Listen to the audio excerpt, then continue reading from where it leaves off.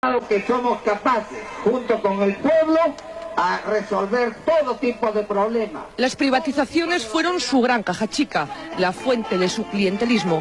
Vendió el país a precio de huevo roto, subvaluó empresas, nos dejó sin sectores estratégicos y descapitalizó el país, porque a los postores les dejó carta libre para hacer y deshacer a su antojo. Las privatizaciones fueron ideológicas, no correspondieron a una estrategia. Lo único que importó fue hacer caja a como diera lugar. Y esto es lo que se vendió. Electricidad, 68%, agricultura, 35%. De la minería se vendió el 90% de las empresas estatales. En manufactura, el 85,5%. Y de hidrocarburos, el 68%. Todo por 9.221 millones de dólares, de los que solo ingresaron al Estado poco más de 6.000. La diferencia en gastos varios, impuestos, pago a burocracia dorada, saldos de empresas que no pagaron. Y de los 4.880 millones que gastó de la privatización, el 45% lo destinó a la compra de armamento de ese que ahora se cae y al pago de deuda externa, algo que por ley estaba prohibido. El dinero de la privatización debía ir al desarrollo social y a la pacificación interna. Vayamos con algunos hitos de la privatización. Petroperú se vendió por partes y se subvaluó. Ahora estamos pagando el precio más alto de la región en combustibles. La refinería La Pampilla se vendió el mercado más importante del país por 180 millones de dólares, cuando tenía unas utilidades anuales de 85 millones. Se vendieron los lotes petroleros con reservas aseguradas. Se vendieron los grifos uno a uno, como si fueran papayas. En concepto de alquiler, daban al Estado 38 millones de dólares anuales y se vendieron por 78.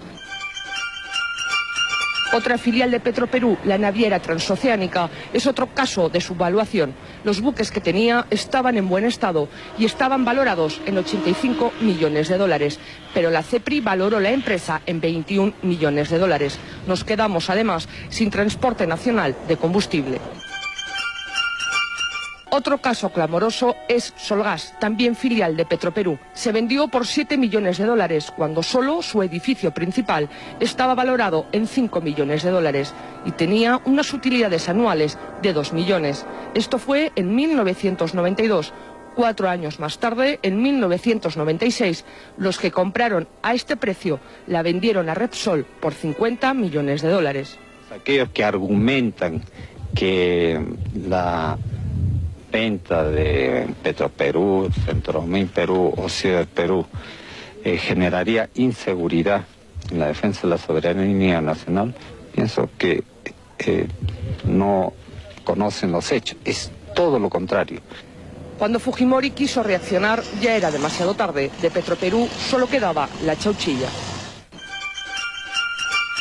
Aeroperú fue otra de las perlas de la privatización. Nos quedamos sin una línea de bandera nacional porque se vendió por vender al grupo Aeroméxico, que la liquidó al poco tiempo. La minería fue sin duda otra de las piezas angulares. Fujimori les dio un marco tributario que hasta ahora es el origen de muchos conflictos sociales. No puso límites a la contaminación.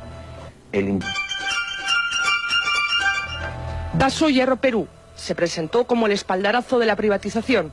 Se valoró en 22 millones de dólares y la empresa estatal china Shougang la compró por 120 millones de dólares, más el compromiso, hasta ahora incumplido, de invertir 150 millones de dólares más. Se les vendió las reservas de cobre y hierro por más de 200 años.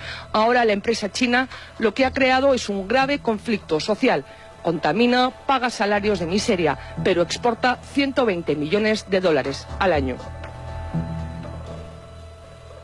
Seguimos con la minería. Centromin era la principal minera del centro del Perú, era una empresa integral. Doerram compró una parte, Volcan la otra. En los dos casos no pagan casi impuestos, contaminan, no han cumplido con sus compromisos de inversión y tienen utilidades millonarias. Se vendieron a precio de risa. Por ejemplo, el yacimiento de Cerro de Pasco se pagó 61 millones de dólares cuando tenía utilidades de 20 millones al año. Nosotros evitamos y hemos tomado en este momento el local a fin de evitar que en este gobierno, que ya está en las postrimerías, se llegue pues a una coligación a entregar pues a unidades estratégicas que son de interés del país. Minero Perú también se regaló. Solo un ejemplo, por el yacimiento de cobre de Quellaveco se pagó 12 millones de dólares y el compromiso de invertir 2.800 millones más. Y hasta ahora solo se ha invertido 70 millones. La misma empresa que compró Quellaveco pagó por un yacimiento en Chile, que era la tercera parte, 180 millones de dólares. Y además se privatizó la luz, el teléfono, vendimos la carne y nos quedamos con el hueso. Hizo del país una combi, nos llenó de carros de segunda, trajo las AFP sin condiciones. Definitivamente fue el hombre guantán, cobertura transparente, fondo triturado. Él sí que cumplió con perder una oportunidad histórica. Al fin y al cabo, era un japonés sin respeto por el país que lo acogió. No quiero terminar este mensaje sin agradecerle la confianza depositada en un gobierno que solo quiere servir. Increíble, ¿no? Qué sensación la que uno tiene después de ver esto. Para contarles una anécdota, Aeroperú se vendió en 19 millones de dólares. Solo las rutas de Aeroperú, solo las rutas, costaban 120 millones de dólares. Los tramposos mexicanos, los mafiosos mexicanos que la compraron, encima la usaron para lavar dinero y luego la cerraron. Regresamos.